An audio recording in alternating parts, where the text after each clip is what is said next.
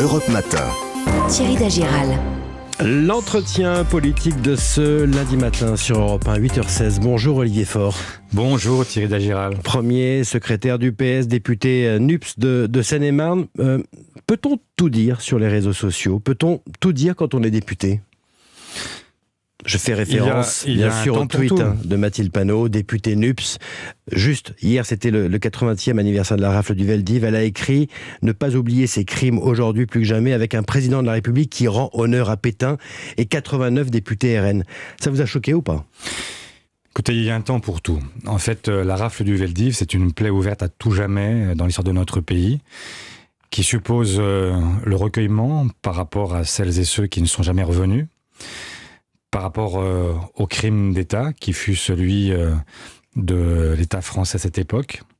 Et nous devons à la fois nous souvenir et rester vigilants sur l'antisémitisme. Mais ma question c'est, est-ce que vous condamnez, donc, Olivier Faure, les propos ce matin de Mathilde Panot ? J'y viens. Et donc, parce que ces événements sont une blessure dans notre histoire, il suppose que ce jour-là, le jour où on commémore cet anniversaire, eh bien, on s'abstienne de toute formule qui peut prêter à polémique. Et donc, je regrette effectivement que ces mots aient été prononcés ce jour-là, même si je vois qu'on s'acharne sur Mathilde Panot, qu'on oublie que le même jour, il y a un député de la majorité relative qui a de son côté considéré qu'il y avait deux Pétains et qu'il y avait un Pétain qu'il fallait continuer à honorer, reprenant par là même les propos du chef de l'État de 2018. Je vois que... Ce qu'a dit d'ailleurs le président hier, qui a pointé du doigt l'antisémitisme rampant et la complaisance de certaines forces politiques. Et sans doute parlait-il de son propre député. Et je vois aussi que Gérald Darmanin cherche à expliquer que c'est la police de Vichy, sous-entendu que ce n'était pas la police française qui était à l'œuvre lors de la rafle du Veldiv. Or, il revient là-dessus sur ce que Jacques Chirac lui-même avait admis et qui était une grande avancée dans notre devoir de mémoire. Voilà, je vous repose une dernière fois cette question. Est-ce que vous condamnez fermement les propos de Mathilde Panot ? Parce que vous répondez... Thierry Dagiral, je viens de dire ce que je pense de tout cela. Je pense qu'il y a des jours où... on ne peut pas dire n'importe quoi en République. Elle est députée de la République. C'est-à-dire que dire que le président Macron rend honneur à Pétain, ça vient d'où ? Sur quoi elle se base ?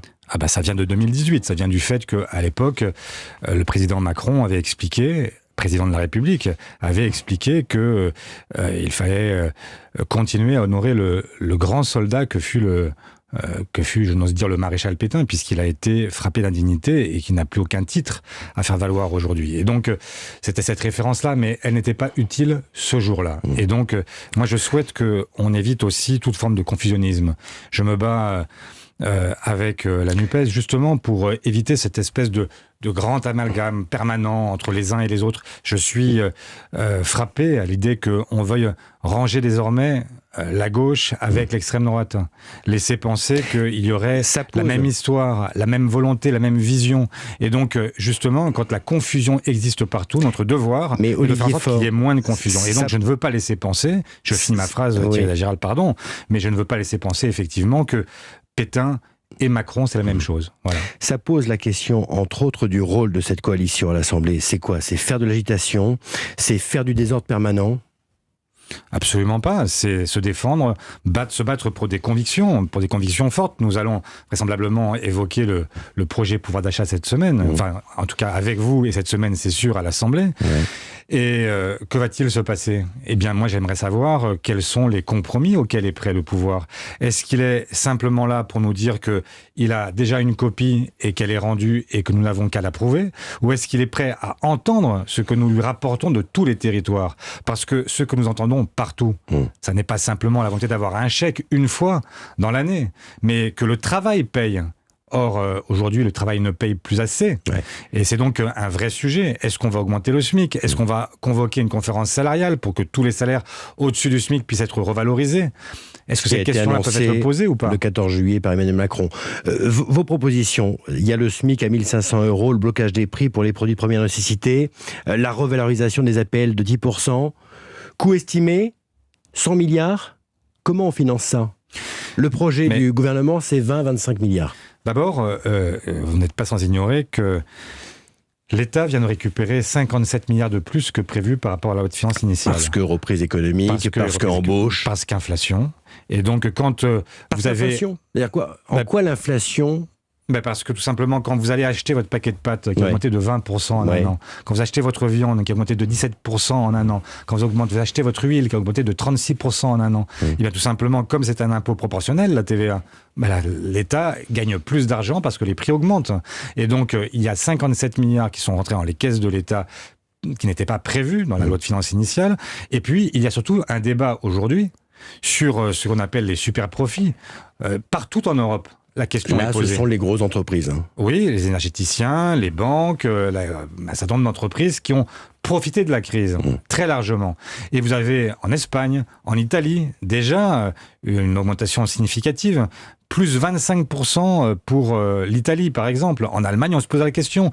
La Commission européenne, le Parlement européen ont encouragé l'ensemble des pays de l'Union européenne à avoir cette taxation sur les super profits.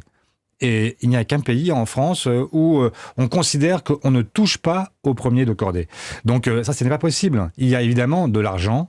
Il y a des gens qui se serrent la ceinture et puis il y a des gens qui, au contraire, font des profits gigantesques. C'est 160 milliards pour 2021 pour le CAC 40 de bénéfices.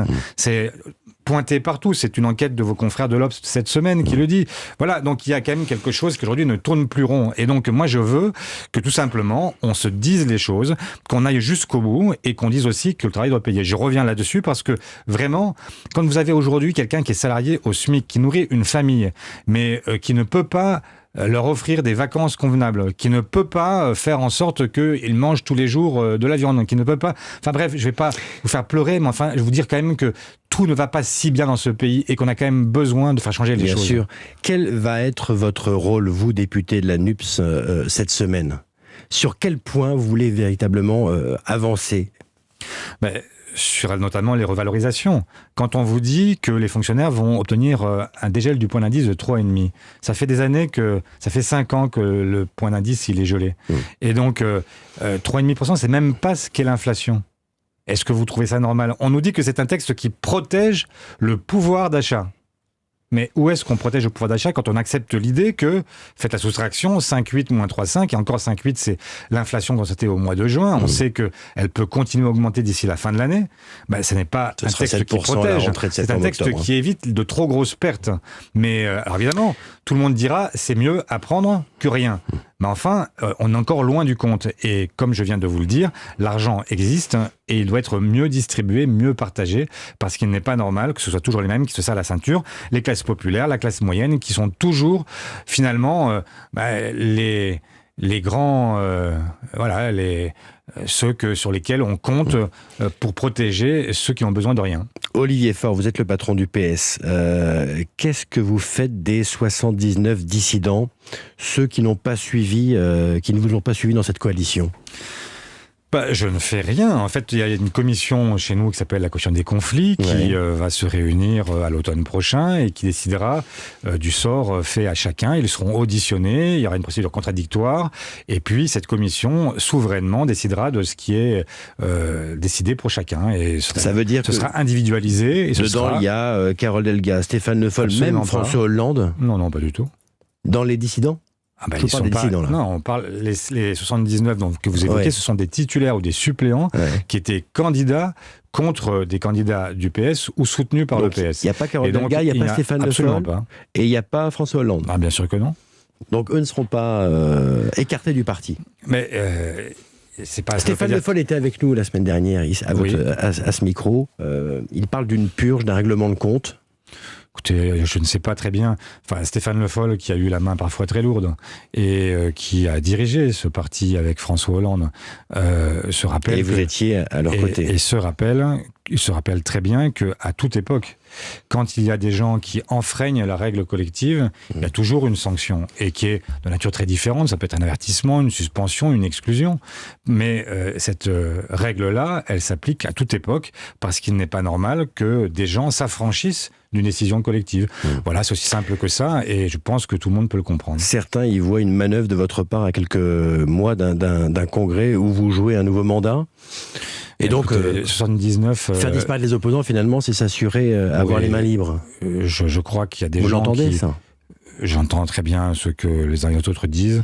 Je n'y prête qu'une attention très relative, parce que la réalité, c'est qu'on parle de 79 candidats.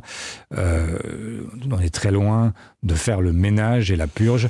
Et si, puisque tout à l'heure on parlait des références historiques, ce serait bien de ne pas utiliser n'importe quel mot à n'importe quel moment, parce que les purges, ça a aussi un sens historique. Et nous sommes très loin de cela. Ici, tout simplement, une mesure qui permet de faire respecter des règles collectives, ça n'a rien à voir avec les grandes purges. Le député NUPS et premier secrétaire du PS, Olivier Faure, ce matin sur Europe 1. Merci à vous. Merci à vous, Thierry Dagiral. Bonne journée.